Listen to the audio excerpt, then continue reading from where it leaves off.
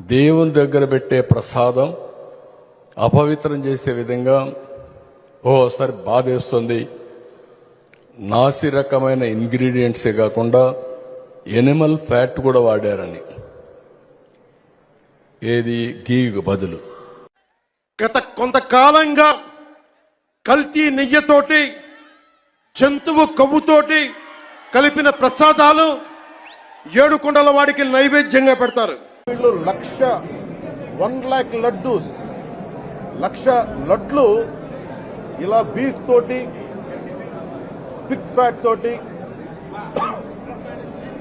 Fish oil తోటి కలిపిన లడ్డు 1,00,000 లడ్లు కొన్ని దశాబ్దాలుగా శతాబ్దాలుగా అయోధ్య రామ మందిరం కావాలని చాలా ప్రతిష్టాత్మకంగా తీసుకుంటే దానికి కూడా తిరుపతి లడ్లు, టీటీడీ లడ్లు.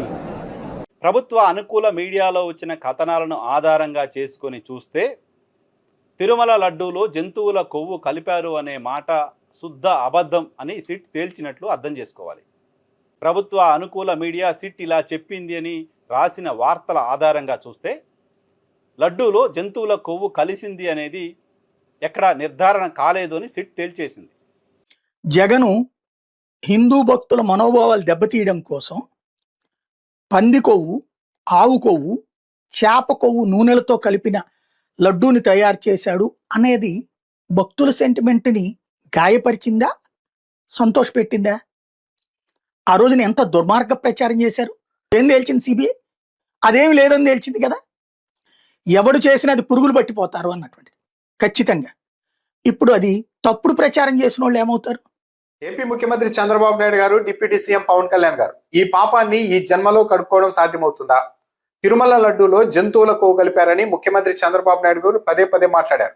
సపోర్ట్ గా వచ్చిన పవన్ కళ్యాణ్ గారు ఏకంగా అయోధ్యకు పంపిన లడ్డూల్లో కూడా జంతువుల కొవ్వు కలిపారని మాట్లాడారు. ఈనాడు, ఆంధ్రజ్యోతి పత్రికలు అయితే నిత్యం జంతువుల కొవ్వు అంటూ మాట్లాడారు.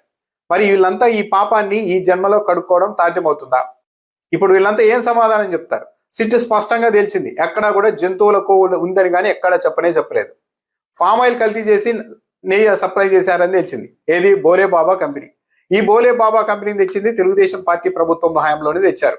అఖిలాండ కోటి బ్రహ్మాండ నాయకుడు తిరుమల వెంకటేశ్వర స్వామి వారి భక్త కోటిని దారుణంగా తప్పుదోవ పట్టించినందుకు, వారి విశ్వాసాలను గాయపరిచినందుకు, మనస్తాపానికి, క్షోభకు గురి చేసినందుకు ఇప్పుడు ఎవరికి శిక్ష పడాలి? లేని విషయాలను, అబద్ధాలను, అభూత కల్పనలను ప్రచారం చేస్తూ భక్తులలో భయాన్ని రేకెత్తించిన ఎన్డీఏ కూటమి నాయకులు ఇప్పుడు ఎవరినైనా క్షమాపణ అడుగుతారా? ఆ పాటి సంస్కారం వారిలో ఉందా? కల్తీనే ఈ కేసును సుదీర్ఘంగా విచారించిన ప్రత్యేక దర్యాప్తు బృందం ఎట్టకేలకు తుది ఛార్జిషీట్ను కోర్టుకు సమర్పించింది. పామాయిల్లో కెమికల్స్ కలిపి కల్తీ చేశారని నిర్ధారించింది. కల్తీ వ్యవహారం అందరికీ అర్థమైంది.